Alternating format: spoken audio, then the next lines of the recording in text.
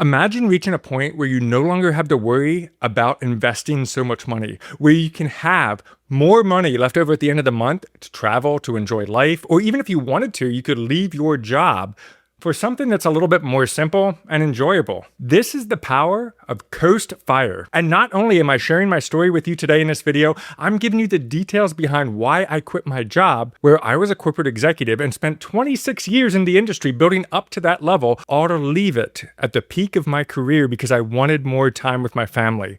Coast Fire isn't about having enough money to retire today. It's the point where you have invested enough that even if you never invested another dollar, compound growth alone gets you to your full retirement goal at a normal retirement age. And I'll show you how to calculate this for yourself in today's video as well. And I'm not just someone talking about it to give you theory, I'm actually living it. I took advantage of Coast Fire to step away from that corporate career and enjoy more of my life. Now, I originally heard about Coast Fire way back in 2019, but I passed it off and I forgot about it. And it wasn't until about mid to late 2025 that I started actually calculating my Coast Fire number, and I realized I could leave my job and do something else if I wanted to. But I wanted to make sure that my numbers were correct, because with Coast Fire, since you could be far away from retirement, depending on when you hit it, a few things have to be true. First, the number in your investment portfolio needs to feel okay during market drops of 10,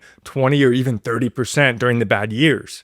Second, the Coast Fire number must account for future inflation for purchasing power so that I can still meet my retirement portfolio goal. So here are my numbers and my story.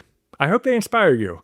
I want to be able to spend personally $100,000 per year whenever I decide to go full retirement. Now, your number might be a lot higher than that. It might be a lot lower than that. That's the beauty of personal finance. You just got to pick whatever number works best for you. But what we want to do is figure out our spending number based on today's expenses. Don't worry, inflation will be factored into the calculation. So $100,000 is around $8,333 per month in expenses. All you have to do is figure out your desired monthly expenses, multiply that number by 12, multiply your yearly expense by 25, or you know what?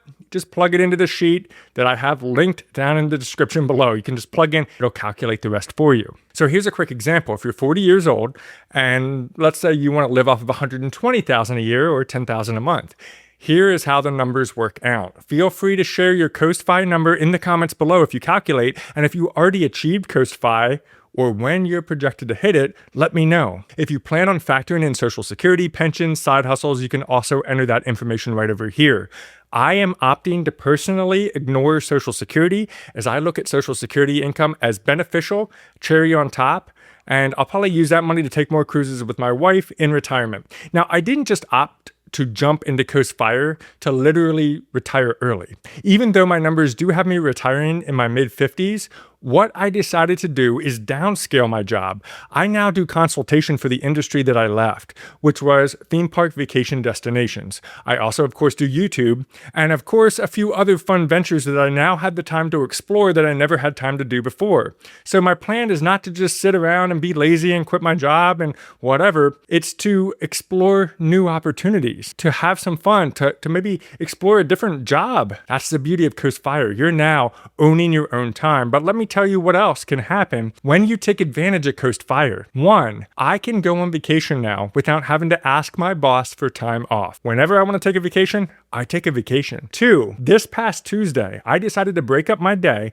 and go see a movie with my daughter at the movie theater. I could never leave work in the middle of the day to do this during the summer before, but now I have time freedom. 3, I can work when I want and even where I want, and there's power behind that. Now remember, I went through a lot to get to this point, and if you want to achieve this, if this is something you're like, yes, I want that as well, the path is there. You just got to follow it. It can get a little bit boring, but it's so worth it. So even though I took a massive pay cut by doing this, we can afford that kind of cut because we no longer have to invest 60% or more of our income. Now, because I'm a go-getter by nature, I gotta be honest, could I eventually grow my income back to where I used to make it in my corporate job? Maybe, but that is not my goal anymore. My goal is intentional time with my family and helping as many people as possible realize their financial freedom goals. Making an extra dollar, it's not the goal anymore. Now, you might ask, am I actually stopping my investing altogether with, like a lot of people in Coast Fi do? The answer is a transparent no, I'm not stopping. But I'm not saving 60% or more anymore. Those days are over. Since we don't make a lot of income, we're going to invest whatever we can, even if it's only $100 a month, $1,000, $2,000, whatever we can afford at the end of the month to put in. That's what we'll do. Some people who reach Coast Fi stop altogether. They stop all their investments.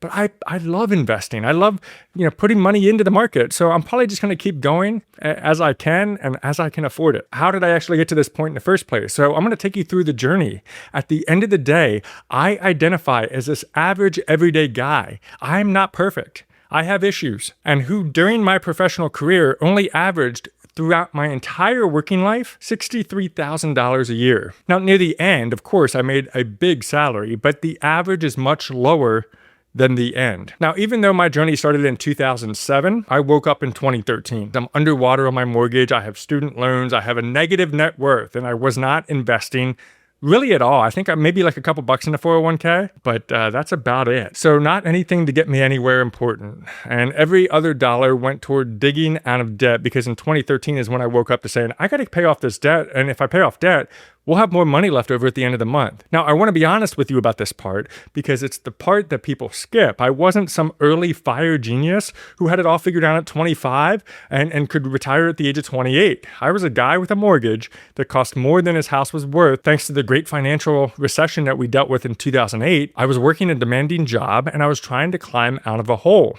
I am, like I said, an average dude. By 2018, the debt was mostly handled, and then something shifted. I got aggressive, not moderately aggressive. I decided to get actually fully aggressive. I started seeing, wait a minute, time freedom is worth more than any fancy car or anything else anymore.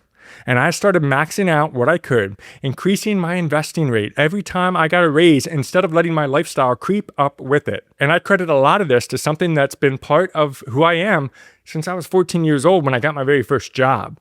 I have always been a hustler. I graduated college, in fact, in 3.5 years instead of 4, because I decided to take summer classes, which actually ended up being cheaper than extra credits during an actual semester. And those extra course loads helped me be able to graduate early. And that same instinct to work harder, compress the timeline, is what took over with my investing and my debt payoff in 2018. I picked up side hustles on top of a full-time demanding job. Every extra dollar that I got from anything went straight either into debt or the stock market, depending on where I was in the journey. And if you're also a go-getter and you're watching this right now and you have a sense of motivation, drop it down in the comments and let me know, because you are my kind of people. But hear me out. I won't pretend that this part was easy or free. Working a full-time job and doing a bunch of side hustles. And I'm talking about, I did everything from like being an adjunct professor at a college to doing network marketing to doing internet marketing to doing YouTube. I mean, I did everything, and I failed a lot too. But working that full-time job on top of that, at the same time, that was pulling me away from my family more than I wanted. And that's a real cost. I'm going to come back to that because it's actually part of why this story matters. Flash forward to early 2022, because of all these side hustles, I was able to pay off my mortgage in full completely. I have plenty of videos on that topic here on the channel, so I'm not going to repeat anything, but I credit that as the real inflection point. The moment that the mortgage was gone and every dollar that used to go toward a house payment went directly into investments. I was able to massively explode my investments thanks to that. I went all in. When you don't have a huge monthly expense, what else can you do? Throw it into the stock market. No more split priorities between debt and investing. One focus, full force, all in. Two things had been sitting in the back of my mind for a while by the year 2025. The first is a little bit heavy, but it's the truth and a big part of why I made the decisions that I did. My father died when he was 53, and my grandfather died at the age of 52. And I'm not telling you that because I want sympathy. I'm telling you that because at some point, those two ages stopped being abstract to me. You start doing math you didn't ask to do. If genetics have any say in this and I don't have an unlimited runway, well, what am I doing here? In fact, none of us have this unlimited runway, right? We just don't usually let ourselves think about it. When these two guys above me died before even the typical age of retirement, who says that's guaranteed to me? And by the time I reach that age, will I look back and say, I regret not taking that chance? That was the thing that was sticking with me. The second thing was a little bit simpler, but just as real and related. My kids were growing up, and I knew the way every parent eventually knows that there's a window where they actually want you around, where the small moments matter to them. that window doesn't stay open forever. I loved my career. I want to be clear about that. I wasn't miserable or anything like that. I wasn't counting down the days. But the demands of the job had started to outweigh the dream of it. And those two things, the mortality and the window with my daughters, kept circling back to the same question that I had. What was I actually waiting for? So I sat down in a hotel room on a work trip, and for the first time I calculated those numbers and realized that I hit coast fire. I expected to be years away from it, but I wasn't. I crossed it 5 years earlier. I'd been working, doing side hustles, and grinding for years past the point where I needed to.